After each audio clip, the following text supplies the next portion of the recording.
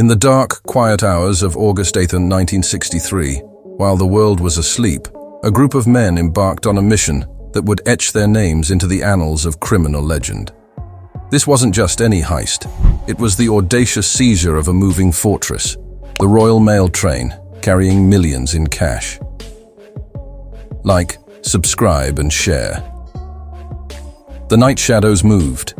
The Great Train Robbery of 1963.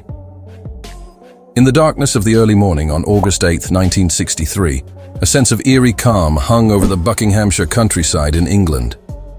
The only sounds were the nocturnal whispers of nature, undisturbed by the slumbering world.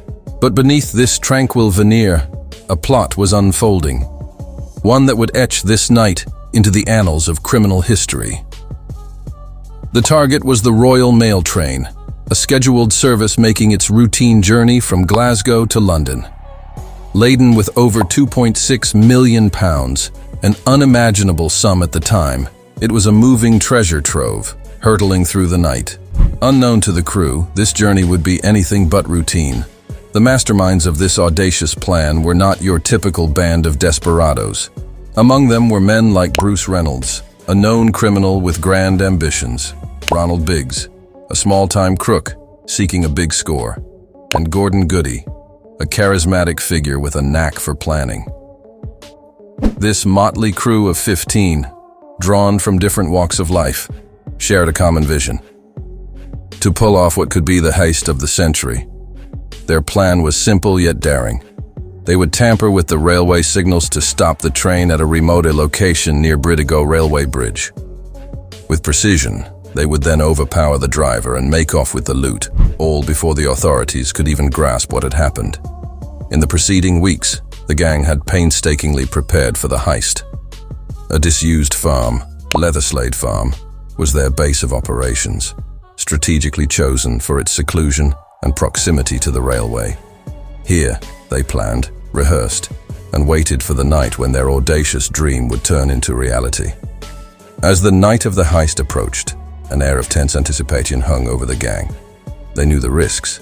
Getting caught meant a long prison sentence.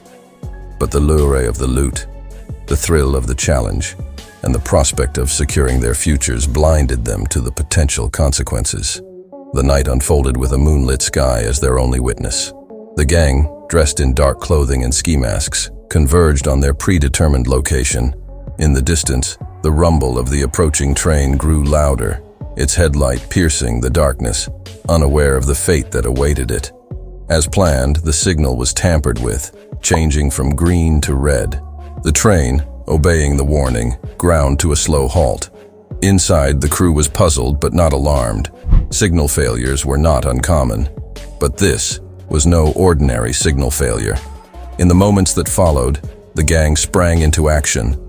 They quickly overpowered the train driver, Jack Mills, and his co-driver. What they hadn't anticipated was the resilience of these men, who, despite being outnumbered and outmaneuvered, didn't give in without a fight. This scuffle was the first sign that the heist wouldn't go as smoothly as planned. With the drivers under control, the gang uncoupled the engine and the first two carriages, isolating the high-value packages from the rest of the train. The operation was in full swing and every second counted.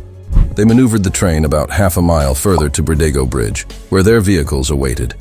The gang then faced their biggest challenge, moving 120 mailbags, each weighing up to 30 kilos, from the train to their getaway vehicles. This Herculean task was both physically exhausting and time-consuming, but driven by greed and the thrill of the heist, they powered through.